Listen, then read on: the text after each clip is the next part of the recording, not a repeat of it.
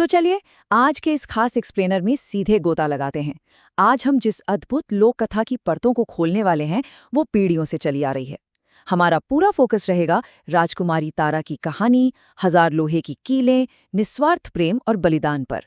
मतलब ये एक ऐसी दुनिया है जहां जादू और श्राप के बीच इंसान के हौसले का सबसे बड़ा इम्तिहान होता है। तो बिना किसी देरी के इस रहस्यमयी हवेली के दरवाजे खोलते हैं। अब जरा इस बात पर गौर कीजिए, क्या किसी राज्य को बचाने के लिए किसी मृत इंसान से शादी की जा सकती है? ये सवाल ही अपने आप में रोंगटे खड़े कर देता है ना? दांव पर सब कुछ लगा है। एक तरफ पूरा का पूरा मगध राज्य है और दूसरी तरफ एक युवा राजकुमारी का भविष्य, जिसे एक ऐसे शख्स को अपनाना है जो खैर जिसमें जान ही नहीं है। और यहीं से शुरू होती है शराब की भविष्यवाणी। हालात की गंभीरता देखिए। ज्योतिषी की ये बात किसी भी पिता के लिए एक बुरे सपने से काम नहीं थी। नदियां सूख जाएंगी, प्रजा मर जाएगी, लेकिन यही तारा की असली हिम्मत सामने आती है। वो बिना डरे इस भयानक सच को अपना लेती है और उस शापित हवेली में कदम रखती है और धड़ाम, उसके पीछे वो भारी पत्थर का दरवाजा हमेशा के लिए बंद हो जाता है। दरवाजे के बंद होते ही शुरू होती हैं हवेली की 5 परीक्षाएं। अंदर का नजारा बिल्कुल हैरान करने वाला था। एक के बाद एक लालच।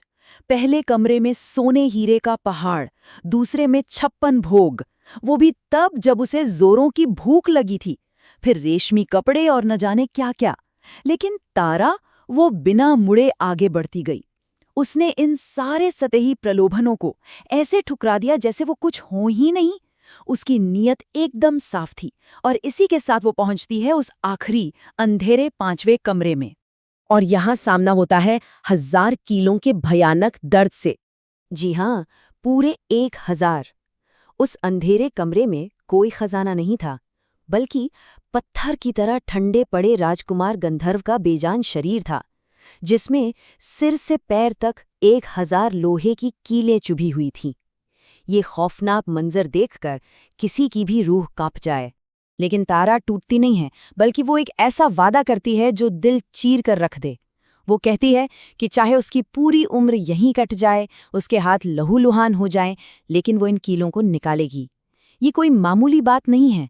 ये असीम धैर्य और निस्वार्थ प्रेम की वो मिसाल है जो हमें सोचने पर मजबूर कर देती है कि सच्चा समर्पण आखिर होता क्या है। और फिर शुरू होता है वो दर्दनाक सफर। दिन, महीने, साल बीतते जाते हैं। तारा हर दिन बस एक कील निकालती है। अपना पूरा यौवन उसने उस बेजान शरीर की सेवा में झोंक दिया। लेकिन नियति को कुछ और ही मंजूर था। जब सिर्फ 10 कीलें बची थीं, तो बाहर से एक आवाज आती है, ताजे मीठे दही बेचने वाली एक ग्वालिन की। सालों की तपस्या के बाद एक पल के लिए इंसानी चाहत जाग उठती है और तारा बस एक कटोरी दही लेने बाहर चली जाती है। बस इसी एक पल का फायदा उठाती है वो लालची ग्वालिन, और शुरू होता है विश्वासघात। वो हवेली के अंदर घुस आती है। पहले वो सोने चांदी के सिक्के अपनी चुनरी में भरती है, पर जादू से वो मिट्टी बन जाते हैं। फिर रेशम, अनाज सब गायब हो जाता है। पूरी तरह से लालच में अंधी वो ग्वालिन आखिरकार उस 5वें कमरे में पहुंचती है। उसकी नज़र उन आखिरी बची हुई कीलों पर पड़ती है, जो लोहे की नहीं बल्कि शुद्ध सोने की चमक रही थीं। सारी चेतावनियों को नज़रअंदाज करके वो उन्हें चुराने का फैसला कर लेती है। वो आखिरी 10 सोने की कीलें। ग्वालिन पूरी ताकत से उन्हें खींच लेती है, और जैसे ही कीलें निकलती हैं, जादू टूट जाता है। राजकुमार की आंखें धीरे धीरे खुलने लगती हैं। और ये सब ठीक उसी वक्त होता है जब तारा वो दही की कटोरी लेकर दरवाजे पर वापस लौटती है। किस्मत का कैसा क्रूर उलटफेर है। राजकुमार जागते ही पूछता है कि उसे किसने बचाया, और वो चालाक ग्वालिन वो पलक झपकाते ही झूठ बोल देती है कि उसने जान बचाई है। दरवाजे पर खड़ी तारा के हाथों से झटके में दही की कटोरी छूटकर गिर जाती है। वो सन्न रह जाती है, और देखते ही देखते असली रक्षक को दासी बना दिया जाता है और वो लालची धोखेबाज रानी बन बैठती है। इसके बाद का समय तारा के लिए किसी नरक से कम नहीं था। सोचिए, जिसने जिंदगी दी वो अब उसी महल में भूख मिटाने के लिए मसाले पीस रही है, कपड़े धो रही है। झूठी रानी उसे ताने मारती, कोड़े मारने की धमकियां देती। लेकिन तारा, उसने कमाल का सब्र दिखाया। वो खामोशी से अपमान का घूंट पीती रही। वो जानती थी झूठ के पैर नहीं होते। उसे बस उस दिन का इंतजार था जब नियति खुद न्याय करेगी।